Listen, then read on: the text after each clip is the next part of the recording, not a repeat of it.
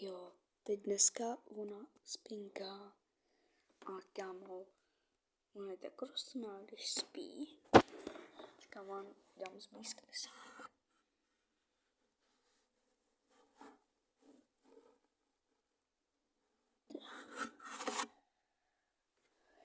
No, dneska tady teda jídám salát, jo. Jídám dneska salát, musím raději budu mluvit ticho, jo. A kde mám salát? Jo, tady.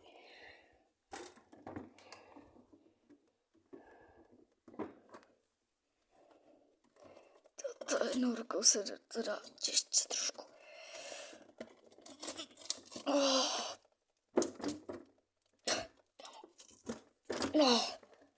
Tak. Tak. OK.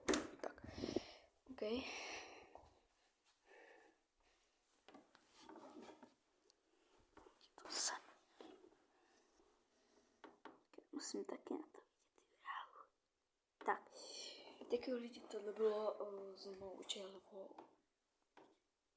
Dobrý spinka.